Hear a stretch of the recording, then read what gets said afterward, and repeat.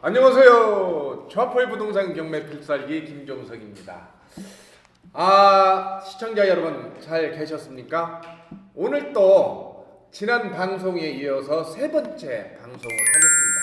사실은 우리가 세 번째 방송 한다고 말씀을 드리지만 한 날 계속 지금 방송을 녹음을 하고 중간에 이렇게 잘라서 세 편으로 나눴어요. 그러다 보니까 우리가 입고 온 옷이 똑같아요. 자리도 똑같고 이해해 주셨으면 좋겠습니다. 오늘 사실은 이 방송하는 날이 오늘 9월 10일 일요일 오후 3시부터 저희가 방송을 했고요. 지금 시간은 5시를 넘어가고 있습니다. 그렇지만 이게 방송을 잘라서 이렇게 보내는 것은 좀 너무나 지루할 수도 있고 또 어려운 용어들이 나오다 보니까 집중하는데 집중도가 떨어질 수 있어서 좀 잘라서 이렇게 방송을 내보낼 걸로 예상을 합니다. 저는 아직 방송 나가지 않았기 때문에 편집을 우리 장대님이 편집을 해서 아마 내보낼 건데 우리 장대님이 어떻게 편집을 잘 될지 기대가 되기도 합니다. 또 하나 영상으로 우리가 지금 녹음을 하는 것은 좌포의 부동산 경매 더리치에서는 처음으로 해보는 거예요. 그래서 이제 지금 우리 장대님이 장비 카메라 3대를 막 돌리고 있는데 뭐 지난번 제가 한번 다른 방송을 해서 팟빵 녹음을 할 때는 막 뭐 서치라이트 같은 거 막 비치고 막 그렇게 했는데 우리는 지금 그렇게 하지 않았는데 화질이 또 어떻게 나올지 사실은 염려가 되기도 해요. 그렇지만 뭐 원래 뭐 또 우리가 뭐 전문가들 방송 전문가들 아니고 그러다 보니까 애청자 여러분들한테 시청자 여러분들과 별반 다름이 없는 우리들이 방송을 하고 있으니까 좀 예쁘게 봐주셨으면 좋겠고 이 방송이 나가고 난 다음에 도움이 된다면 아마 그 뭐 버튼 같은 거 누르는 게 있을 것 같아요. 뭐 좋아요? 하트?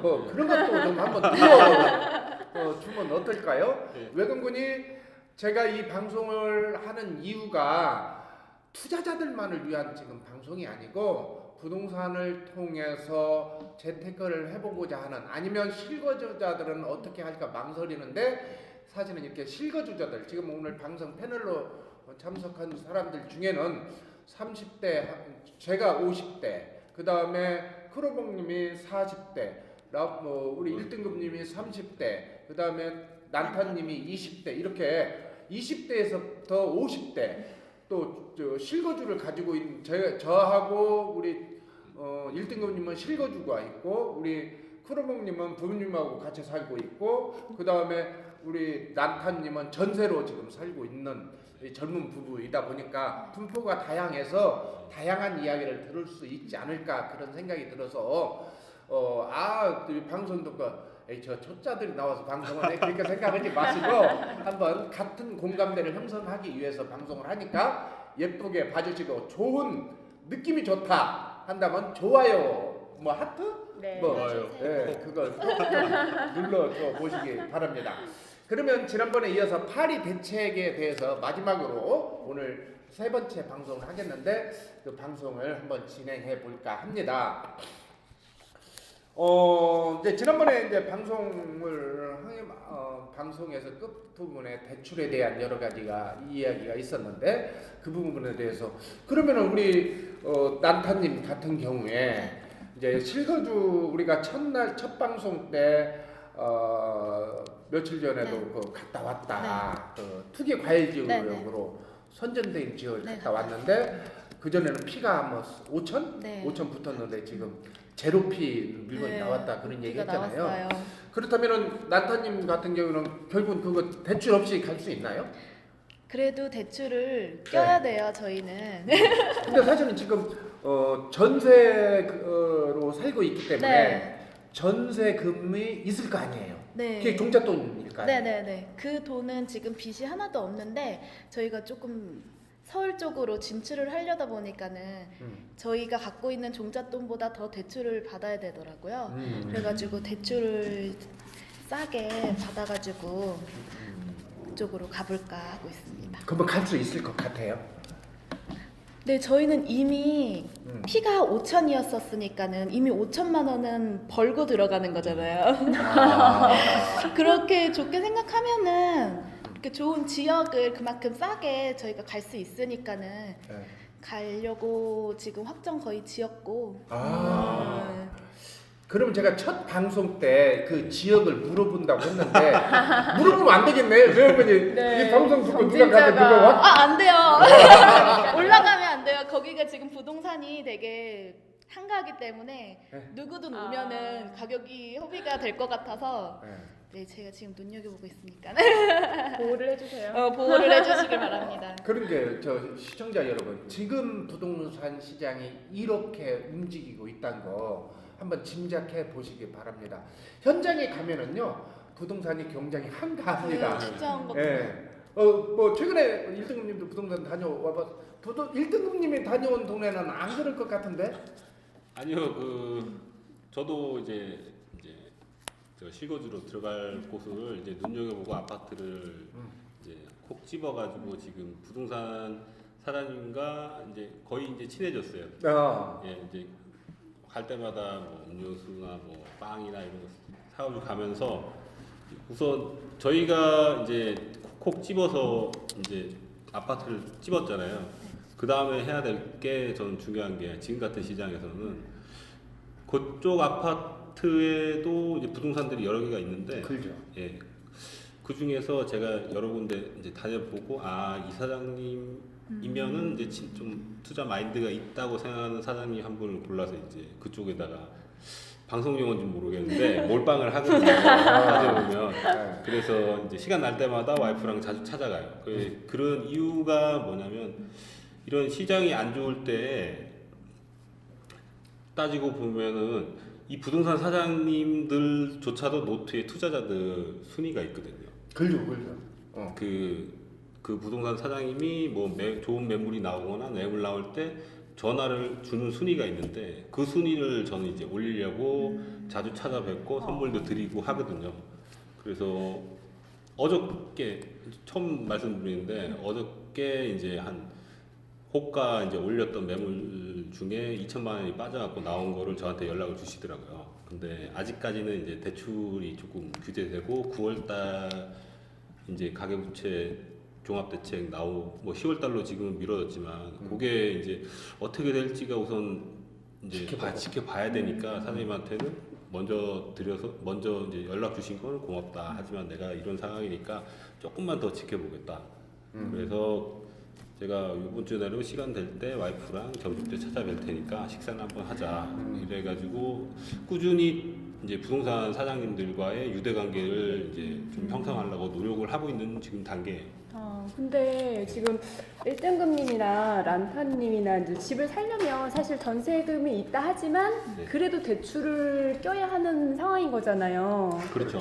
근데 지금 대책에서는 뭐 신 DTI다, 뭐 DSR이다 하면서 어떻게 보면 그게 대출을 옥죄는 부분이라고 저는 생각이 들거든요. 네네. 근데 이렇게 강화하면 집을 더더욱 살 수가 없을 텐데, 네. 그러니까 결국 가계부채 증가를 막겠다는 정부 방침이죠. 네. 정책인 거잖아요. 네네. 근데 이제 그 가계 대책을 막기 위해서 대출을 옥죄고 그 결과가 사실 그러니까 부동산으로 뛴 거네요. 가계부채 대출을 막는 게 부동산으로 뛴 거잖아요. 그러면 그러니까 언론에서 말하기는 주택담보대출이다, 뭐 각종 대출을 제한해서 부동산 투기를 잡겠다고 하는데 사실 그런 건가요? 그게 이제 우리가 이제 계속 좀 이야기를 한 것처럼 사실은 982 부동산 대책이 나오기 전에 한 3달, 4달 정도에는 너무나 많이 부동산이 뛰었어요. 물론 또 이렇게 얘기하면 무슨 소리예요? 우리 집은 하나도 안 올랐는데 그렇게 얘기를 하지만 이제 투기 지역으로 바뀐 지역, 그다음에 투기 과열 지역으로 선제된 지역을 보면 굉장히 많이 뛰기도 했어요, 사실은. 내가 가진 부동산은 그렇게 오르지 않았는데 이게 무슨 소리냐 이렇게 말할 수도 있는 사람들이 있지만 사실 오른 것은 오른 거거든요. 최근에 이제 서울에서 24평 아파트가 10억이 넘은 것도 네, 기사로. 언론에 나오기도 했거든요. 24평 평당 계산하고 평당 5천만 원이죠. 네. 말도 안 되는 네. 얘기죠. 이런 것을 보면서 정부에서는 손을 안 댈 수 없지 않을까. 사실 손을 안 대면은 정부가 직무를 유지한다고 봐야 되겠죠. 우리 같은 서민들은 24평이 10억 넘어간다면 집 가져야 될 생각 자체를 할 수 없을 거거든요. 그렇죠. 그래서 내가 보기에는 정부에서 이렇게 손 대고 또 더군다나 이제 분양가 상한제 도입한다고 한 것은 저는 굉장히 잘한 정책이 아닌가 그런 생각이 들어요. 물론 현행법상 분양가 상한제를 하려면 3개월 동안 아파트 상승률이 10% 이상인 지역에 한해서 설정할 수 있어야 돼서 여러 가지 어려운 점이 있을 수는 있겠지만 제가 보기에는 이제 가계부채 대책을 통해서 가계부채가 굉장히 급격하게 올라가는 것을 완화해야 돼서 강력한 규제를 정부에서는 들고 나올 수밖에 없지 않을까 그런 생각이 들어요. 물론 이제 다주택자들 투자자들 입장에서는 정부가 너무나 강력한 대책을 갖고 나오지 않았느냐 그렇게 말할 수 있지만 뒤돌아보면 다주택자들한테도 좀 좋은 약이 될 수 있지 않을까. 아까 이제 1등급님이 좀 얘기한 것처럼 서울로 가고 싶었는데 벌써 좀 매물이 좀 떨어지는 것이 나오지 않아요. 만약 그것이 이번 대책이 나오지 않았으면 계속 오르는 수준에서 그렇죠.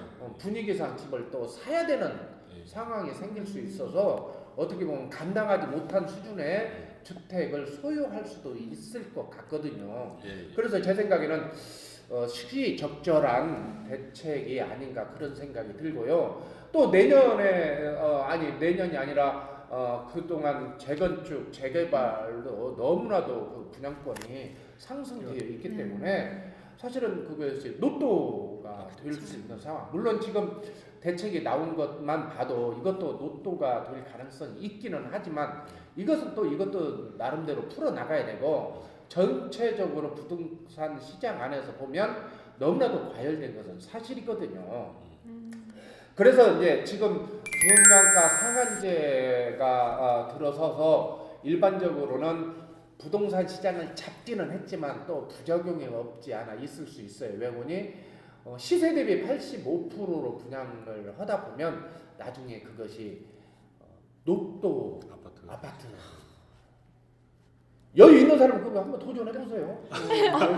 로또도 여유 있는 분들이 하시는 거군요. 그렇죠. 근데 실질적으로 우리 같은 경우에는 동상이 어렵지 않을까 그렇게 생각이 들어요. 그러네요. 그럼 결국은 이번 대책도 또 다른 부작용을 낳는 것 같아요. 그럼 우리 같은 소액 투자자들은 지금 이 대책에서 어떻게 해야 될까요? 모든 게 다 지뢰밭 같아요. 살금 뭐라도 해야 되긴 하는데. 저는 또 그렇게 지뢰밭이라고 생각하지 않는 게 이제 그 위기에도 이제 기회가 있다고 말씀들 하시잖아요. 그것도 같이 아까 좀 전에 말씀드렸듯이 이제 실질적으로 시장에 뛰어들어서 보면 금매물들이 이제 급한 사람이 뛰쳐나가기 마련이거든요. 이렇게 옥죄다 보면 결국 시간 싸움인데 급한 사람이 내놓은 물건을 잡을 수 있는 방법이 무엇이냐. 아까 좀 전에 말씀드린 것처럼 부동산 사장님과의 유대관계예요. 결국 투자자 노트에 내가 1순위로 먼저 만들어 놓는 그런 게 있다면 나중에 그런 급매물이 나오면 결국 나한테 전화가 올 거고 저는 좋은 조건으로 좋은 가격으로 그 물건을 매수할 수 있으니까요. 네, 저도 그렇게 생각은 하는데 저도 처음에 이제 더리치에 오게 된 게 책을 보면서 부동산 경매 필살기 이제 그 책을 보면서 이제 연봉 4천만 원이 나오는 이제 흐름을 만드는 것이 중요하다. 이렇게 해서 사실은 이제 소액 물건, 이제 월세 투자 물건을 많이 찾고 있고 지방으로 이제 많이 다녔었거든요, 인장을. 근데 이렇게 그러니까 LTV나 이런 것도 지금 보니까 투기 지역, 투기 가열지구 뭐 이런 곳에만 조금 영향이 있는 것 같고, 제가 볼 때에도 지방이나 지금 조정 대상 지역이 아닌 곳에서는 똑같이 LTV도 뭐 60%지만 거기에 신용 조금 더 보태면 똑같이 투자가 될 거라고 생각을 해서 저도 좀 안심이 됐고, 조금 더 이제 발을 담그고 있으니까 네, 정보가 들어오니까 네. 네, 처음에는 어떡하지? 이랬는데 계속 해야겠다는 생각은 들어요, 자포님. 그렇죠. 이제 지방 물건은 좀 괜찮지 않을까요? 네, 좀 제외된 부분이 있지요. 투기 과열지구나 이런 부분보다는 LTV가 60%이기 때문에 10% 정도는 이제 뭐 신용대출로 받는다 해도 뭐 이자를 제하고도 이제 예, 그만큼의 수익률이 뭐 이자 대비 수익률이 나오니까 저는 계속 진행할 생각이 들어요. 아, 여유가 많으시다. 종잣돈이. 그건 아니지만 적금에 아니 버든 돈 다 은행에다 넣어놨다고 하니까. 네, 17년 동안.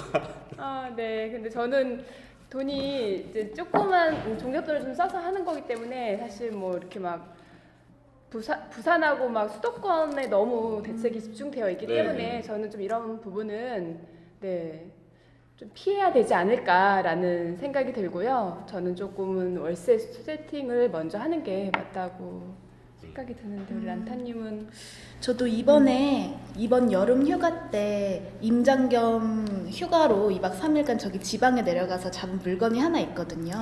네. 근데 그 물건을 잡고서 곧바로 파리 대책이 나왔어요. 예. 그래서 조금 시끄러울 때 불안한 거예요. 그래서 바로 월차를 쓰고 대출을 일으키러 갔어요. 근데 그게 하루만 늦었더라면은 저희가 대출을 10%덜 받아가지고 네, 현재는 무피 투자는 되긴 됐는데 이제부터는 조금 어렵지 않을까요? 60% 대출 받고 10% 그렇게 해도 보증금 받고 해도 무피 투자는 이제 어렵지 않을까요? 그래도 신용 대출을 조금 활용한다 그러면 네, 신용 관리가 제일 중요한 것 같아요.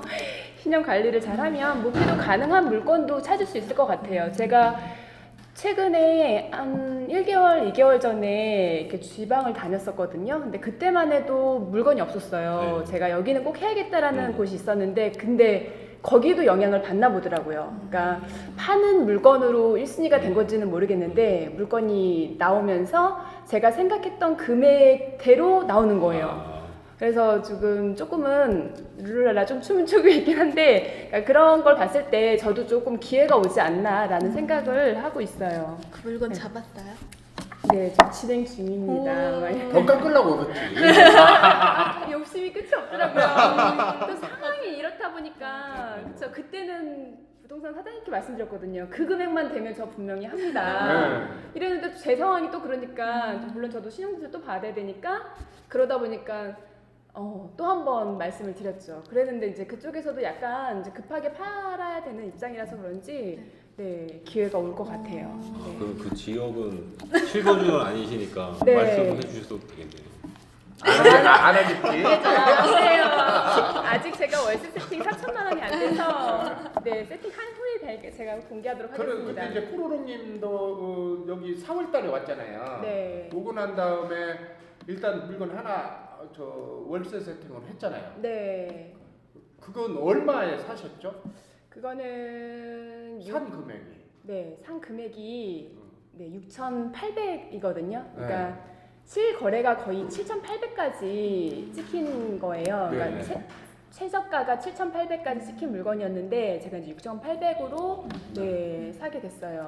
그래서 근데 이제 그때 우리 연애운을 위한 실전반에서 거론됐던 지역이었었잖아요. 네, 연애원 추천 물건에 이제 경매로 나왔던 물건이었는데 이제 자포님께서 이제 거기 가서 한번 매매를 한번 봐라라고 말씀을 하셔서 매매 임장을 좀 멀지만 갔거든요. 네. 그랬더니 이제 물건이 좀 나온 게 있어가지고 그 중에서도 좋은 동에 좋은 향으로 네 저렴한 물건을 네 아마 경매랑 거의 비슷하게 가격으로 받은 것 같아요. 그런데 그래서. 이제 그건 이제 명도점 없으니까. 네. 그러면은 거기 투자금 얼마 들어가셨어요? 투자금이 다 모든 비용 포함해서 250 정도 들어갔어요. 그러면 이자 제할이고 월세는 얼마 남아요? 이자를 빼고 15만 원. 250만 원 투자해서 10만 원이잖아요. 네, 그러니까 네, 적금보다 사실 좀 적금 이자가 좀 낮아서 네, 물론 적금도 전 좀 분산 투자를 좀 하는 편이긴 하거든요. 근데 적금은 적금대로 나눴지만 사실 적금을 제가 500만 원을 6개월을 넣어봤어요. 네. 근데 이자가 3만 원 나오더라고요. 근데 저는 그렇다고 몰빵하진 않아요, 이등급님. 네, 그래서 이렇게 좀 분산 투자를 하는 편인데, 네, 월세 세팅도 계속 저는 할 생각이에요. 저희도 앞으로도 500만 원은 6개월 넣어서 3만 원 3만 나와도 원. 계속 하겠다 그거든. 네, 저는 분산 투자를 생각하고 있기 때문에.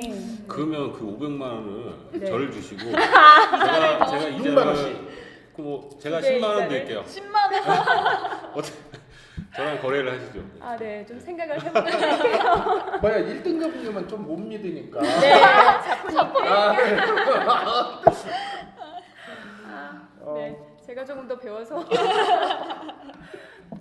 그러면 이제 결국은 파리 대책을 나와서 뭐 이런저런 시끄러운 일이 많다고 하지만 지금 코로롱님 입장에서는 굉장히 좋은 투자를 지금 하고 있는 거잖아요.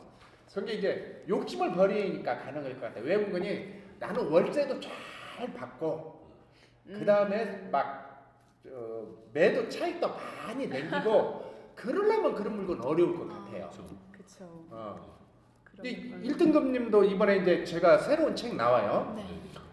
부동산 경매로 365일 월세를 받는 사람들 해서 이제 1등급님도 그 내용을 한 편 후기를 써주셨는데 거기 1등급님도 천물건에서 어려움이 많았었잖아요. 그 내용이 잘 나옵니다 책에. 꼭 사서 볼게요. 그게 그럼 제가 얘기하면 지금 안 되는 건가요? 그쵸, 지금? 스포죠. 아니 그래도 뭐 살짝 얘기해 주시면 좋죠. 살짝 얘기해 주시면 안 돼요? 제가 이제 천물건은 이제 그 전에 세사반 수업 들으면서 계속 폐차를 했어요. 연속적으로 한 3번, 4번, 거의 5번째 폐차를 하다 보니까 욕심이 생기더라고요. 이제 입차를. 근데 그날 밤에 제가 이제 물건지 정보를 해갖고 쭉 보다 보니까 좋은 매물이 생긴 거예요. 이 지역은 얘기해도 되는지 모르겠네. 그래서 그 지역에 한 이틀인가 3일 남고 제가 그걸 본 거예요. 그래서 회사는 또 출근을 해야 되고 그래서 우선 회사는 애기 핑계 대고 월차 내고 그 날이 무슨 날이냐면 와이프는 이제 법원 실습 새싹방 법원 실습 날이고 저는 이제 퇴근하고 잠깐 자고 새벽에 이제 내려간 거예요. 그 지역 한 5시간 걸렸거든요. 먼 지역이라. 그때는 눈이 뒤집혔던 것 같아요. 그래서 그날 이제 가서 그때 임장도 안 했어요. 그냥 손품만 팔고. 근데 빈집이라는 거는 이제 통해서 알았거든요. 그래서 물론 빈집이 나중에 연락이 안 되면은 결국 강제집행까지 가야 되는 그런 경우도 있었는데 저는 그때 뭐 새내기니까 네. 그런 거 없이 그냥 가서 법원을 갔는데 사람이 엄청 많은 거예요. 초보자 대기자. 내거 할 거 같다. 그래서 모두가 경쟁자. 그래서 처음에 이제 저 라공님이랑 자포님이랑 얘기한 거보다 제가 한 300만 원 더 썼어요. 그래서 그때 시세가 한 9,100 정도? 그 정도 샀는데 제가 9,666을 적었어요. 그리고 나서 단독. 쓰라려요. 어떡해요. 네, 이제 랑공이한테 나 이번에는 됐어. 받았어. 근데 단독이야. 이렇게 해가지고 그거를 받고 이제 부동산을 갔죠. 나 이렇게 했고 그 전에 뭐 관리사무소 가서 뭐 해가지고 빈집인데 그 주인분이 좋으셔서 그냥 바로 안을 볼 수 있었거든요. 빈집인데. 그래서 집 보고 이렇다 부동산 사장님한테 와서 이렇다 나중에 그때 부동산 사장님이랑도 아직도 친하지만 그때 사장님이 저거 미쳤다고 그랬어요. 그거 받아가지고 사고 쳐놓고 왜 나한테 오냐고 막 이랬어요. 높은 가격을 받아놓고 근데 마침 딱 그때 기회가 좋았던 게 부동산 사장님이 그 아파트에 또 다른 물건이 없었어요. 아예 그 물건을 그때 전화를 매매 자체도 없었어요. 네.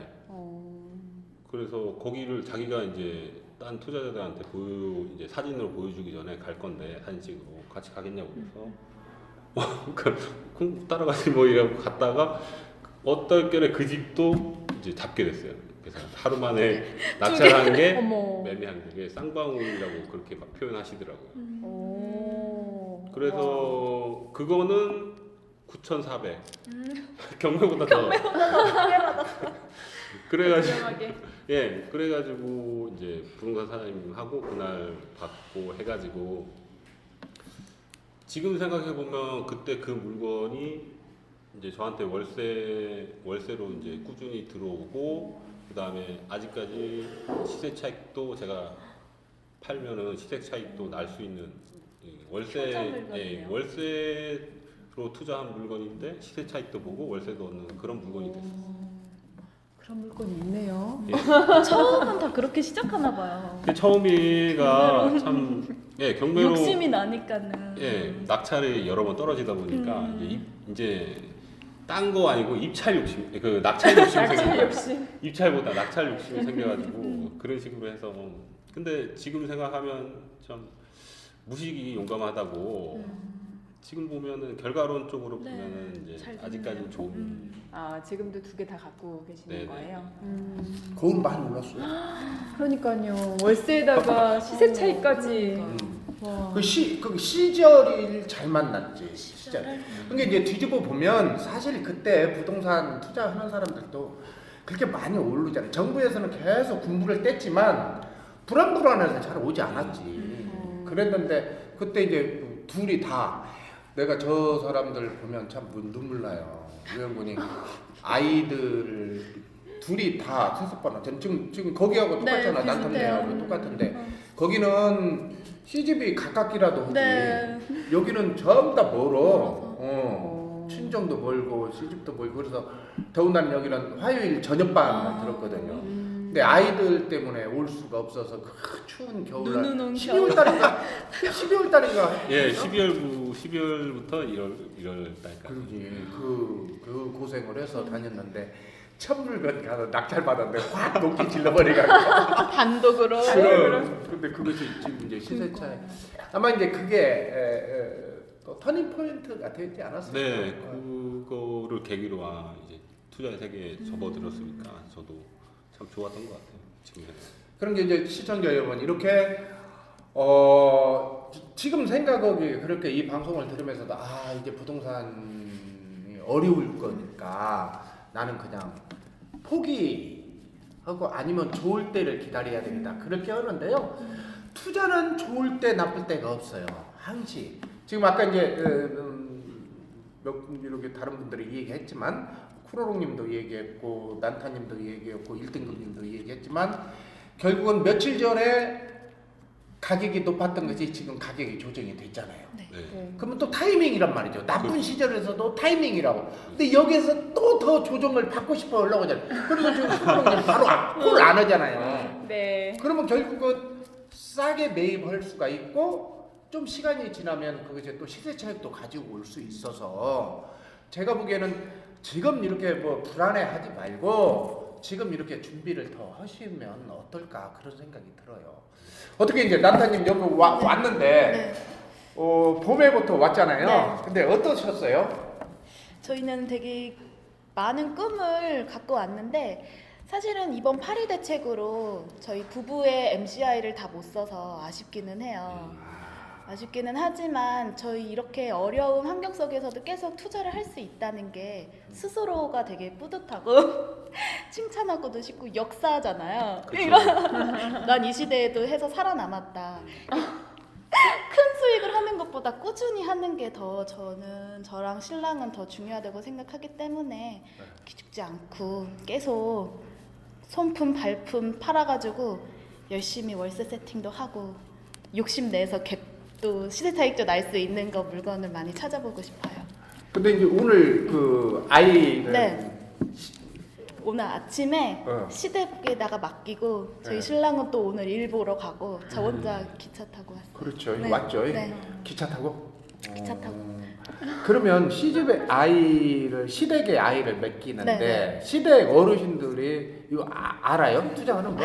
네, 알아요. 많이 불안해하세요. 너네가 어떻게 3억 몇 천짜리 집을 사냐.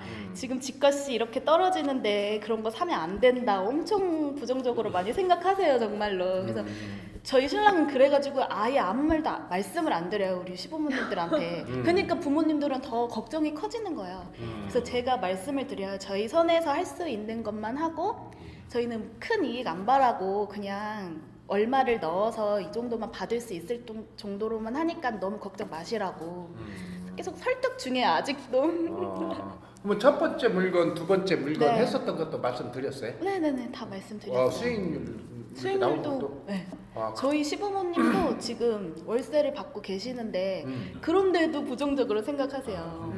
빚지는 거에 대해서.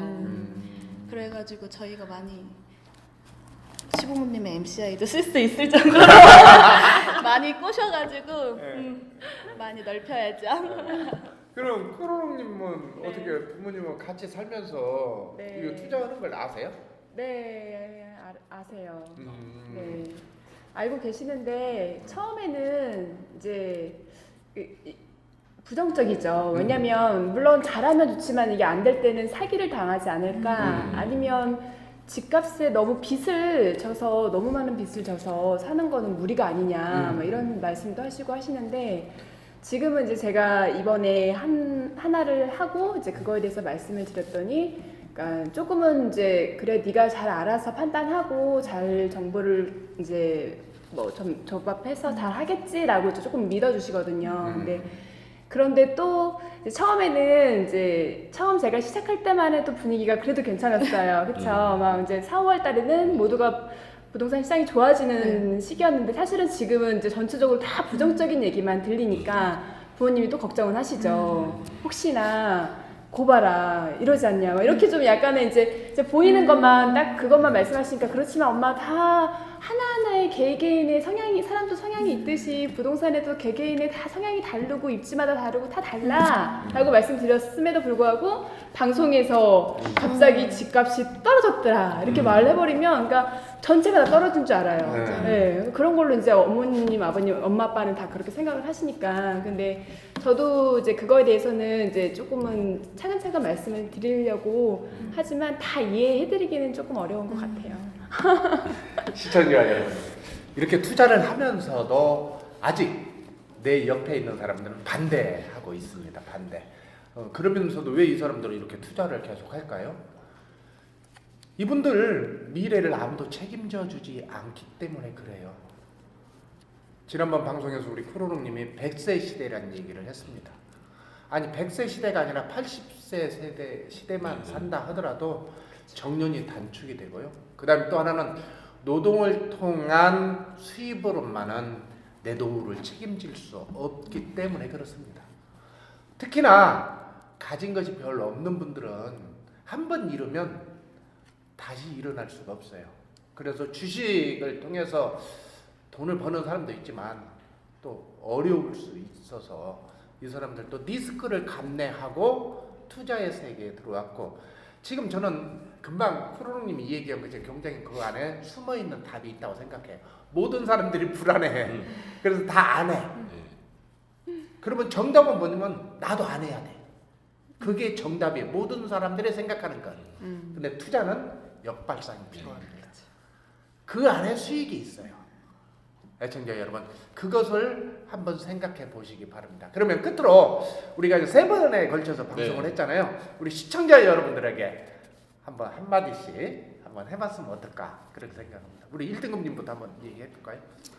지난 3번의 방송을 통해서 이제 파리 대책에 대한 뭐 이제 정책이 어떻고 뭐 거기에 대해서 풀어놨는데요. 결국 저희가 이제 얘기한 것에 대해서 선택은 시청자분의 몫인 것 같아요. 저희가 집을 사라 아니면 집을 사지 말라 이렇게 말씀드리기 전에 저희들이 했던, 이렇게 저희가 저나 크로롱님이나 뭐 자프님이나 란타님이 경험했던 그런 걸 모두 풀어놔 드렸으니까 이제 그거를 기준으로 이제 대출을 받든 안 받든 자기가 쓸 수 있는 한도 내에서는 어느 정도 감내하면서 집을 한번 사시는 것을 고민해 보시기 바랍니다. 네, 감사합니다. 우리 남탄님. 네. 저도 이번 파리 대책으로 많이 혼란스럽고 투자의 방향성도 잘 몰라가지고 고민도 많이 했었는데 이번 계기로 많이 알게 돼서 좋았고요. 또 월세가 막상 들어오니까 정말 쏠쏠하더라고요. 너무 신기해요. 이게 좀 더 이렇게 커지면은 또 어떤 삶이 바뀔까 이런 기대감도 많이 생기고 한번 그 선택은 여러분들의 몫이지만은 하나쯤은 한 번씩은 이렇게 한번 도전해 보시는 것도 정말 추천해드리고 싶습니다. 수고하셨습니다. 네, 저도 좀 빠르게 직장 생활을 해서 20대부터 직장 생활을 했고 그래서 사실은 목표가 집 한 채를 갖는 게 꿈이었거든요. 근데 제가 뭐 부동산을 가본 적은 없지만 그냥 방송으로 들었을 때 내가 집을 살 수 있는 가격을 제가 돈을 벌긴 너무 힘들었던 것 같아서 제가 뭐 3천을 모으면 집 사러 가면 이미 그거는 그 몇 배 이상이 올라 있었던 거를 저는 체험을 하고 나서 그 뒤로는 부동산은 내가 한 진짜 50대나 그때까지 돈을 벌어서 사야겠구나라고 생각을 했거든요. 근데 제가 이렇게 더리치를 통해서 그러니까 무리하지 않는 선에서 내가 감내할 수 있고 어느 정도까지는 레버리지를 이용할 수 있고 그거에 대해서 할 수 있는 부분까지 잘 활용한다면 그러니까 남이 하니까 그냥 나도 해야 되고 뭐 남이 안전하다고 하니까 나도 안전할 거가 아니라 한번 내가 내 상황에 맞는 투자가 진짜 맞는 투자라고 생각이 들거든요. 그래서 저는 그러니까 발을 담그고 있어야 되는 것 같아요. 만약에 여기 없으면 나중에 가서 그때가 기회였구나라고 생각을 하는 것 같아요. 제가 봐도. 그러니까 저도 제가 지금 이제 40대에 와서 생각을 해보면 분명히 그때도 기회였는데 그때는 모두가 다 떨어졌기 때문에 저는 이제 집값이 떨어진다. 집으로는 끝났구나. 제가 사고 싶었던 때가 있었는데 그때도 집값은 비쌌고 집값이 오를 때도 집값은 비쌌고 집값이 떨어졌을 때도 제가 사기엔 너무 비쌌어요. 그랬는데 어찌되었건 판단은 본인이 하는 거겠지만 네, 그냥 모두가 우르르 물려가는 시장이 아니라 조금은 발을 담그면서 자기한테 맞는 투자를 해보고 그 재테크를 계속 해보는 방향도 네, 저는 한번 권해드리고 싶어요. 한번 작은 거부터 저처럼 월세 세팅부터 한번 해보는 것도 용기를 내보는 것도 좋을 것 같다고 생각이 들어요. 그래도 우리 더리치가 그런 부분에 대해서 잘 안내하지 않나요? 예, 저희 뭐 다른 분들 뭐 있고 저 같은 이제 따져보면 거지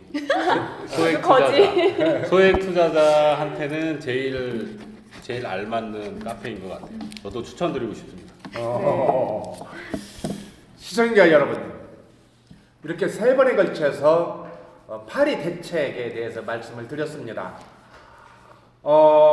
제 생각에는 사실은 투자는 위험합니다. 리스크가 분명히 있고요. 그래서 자기가 아까 1등급님 얘기한 감당할 수 있는 범위 내에서 하라고 얘기했는데 사실은 감당할 수 있는 범위가 어딘지도 잘 모르는 게 절대 대다수의 사람들일 겁니다. 그렇기 때문에 제 생각은 오셔서 이런 분들하고 대화를 해보세요. 그냥 집에서 앉아서 이거 뭐 방송 100년 들어봤자 아무 소용 없어요. 예, 집에 여기 나와서 이런 분들하고 술 한잔 하면서 너는 어떻게 했어? 너는 도대체 얼마 갖고 했어? 그다음 네 간땡이는 얼마나 큰데? 이렇게 그거 돈도 그것밖에 안 되는데 어떻게 했어? 그런 얘기를 들어봐야 될 거라고 저는 생각이 들어요. 그렇게 하면 아마 여러분들 가슴에 불이 타지 않을까 그런 생각이 듭니다. 그다음에 하나 제가 하나 광고라기는 뭐 하는데 최근에 그 탱크 옥션이라는 것이 네. 만들어졌어요. 그게 뭐냐면 정보지 있잖아요. 정보지. 네. 우리가 이제 지지 옥션, 구독 옥션, 뭐 스피드 옥션, 부인 경매 여러 가지 하고 있는데 최근에 그 탱크 옥션이 하나 만들어졌는데 지금부터 뭐 언제까지인가 아무튼 한 달인가 그렇게 돼 있는데 우리 카페 회원들에 한해서는 시계배 12개월 플러스 2개월 14개월을 25만 원, 50% 할인해서 해준다고 합니다. 제가 뭐 거기에서 뭘 받고 하는 건 아니고요. 여러분들한테 좀 도움이 될 것 같아서 말씀을 드린 것 같고요. 말씀을 드린 거고, 이렇게 지금 오늘 이렇게 방송을 하기 위해서 이렇게 쫙 이걸 준비해 왔어요. 우리 1등급님이 다 준비를 해왔는데 이게 1등급님하고 1등급님 와이프 나봉님이 다 만들었대요. 진짜 고생 많았어요. 사실 저는 이렇게 만들어 올 줄 몰랐거든요.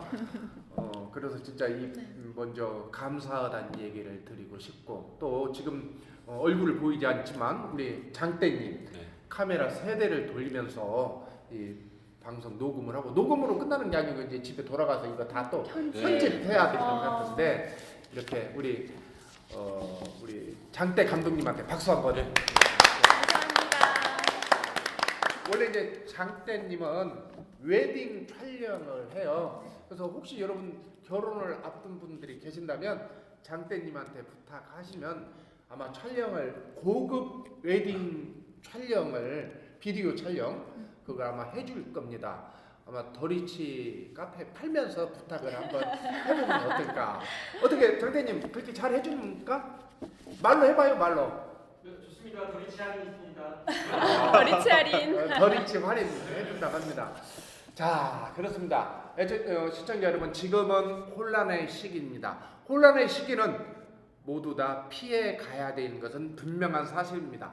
그런데 혼란의 시기에 흘리는 물건이 있다는 것을 유념하시기 바랍니다. 어차피 투자의 세계에 들어왔다면 누구의 눈치를 보는 게 아니고 자기 신념에 의해서 자기 미래를 설계하는 것이 투자자일 겁니다. 그러기 위해서 지금 혼란의 시기라고 해서 그냥 발을 빼버린다면 미래는 아무도 장담해주지 않습니다. 그래서 좀 천천히 가더라도, 조금 더 망설인다 하더라도, 그래도 이 안에 발을 담그고 암중모색을 하는 게 어떨까, 저는 그렇게 생각합니다. 그래서 절호의 찬스가 오는 물건이 있다면 그때 확 낚아채면 분명히 그 물건은 여러분들에게 큰 수익을 보장하지 않을까, 그런 생각이 듭니다. 조금 전에 방송했었던 1등급님도 지금 확 낮춰서 물건이 하나 들어왔다. 그런데도 아직 대답을 하지 않고 더 그보다는 더 낮춘 가격에 대해서 사고 싶어 해서 부동산 사장님과 같이 공을 들인다고 했고요. 우리 난타님도 5천만 원 플러스 피해서 지금 제로 피까지 왔는데도 불구하고 마이너스 피를 기대하면서 아직 대답을 하고 있지 않다고 합니다. 우리 난타님은 시부모님들이 굉장히 반대함에도 불구하고 20대 젊은 부자, 아니 젊은 투자자? 부자? 얼격거리네요. 부자라고 말했는데 마음 부자야? 이렇게 도전하면서 이렇게 하는 거 한번 눈여겨 보시기 바랍니다. 또 우리 쿠로롱님도 원래 자기가 제시했던 금액까지도 이미 가격이 낮춰졌는데 그분들도 더 한번 낮은 가격으로 딜해 보고자 합니다.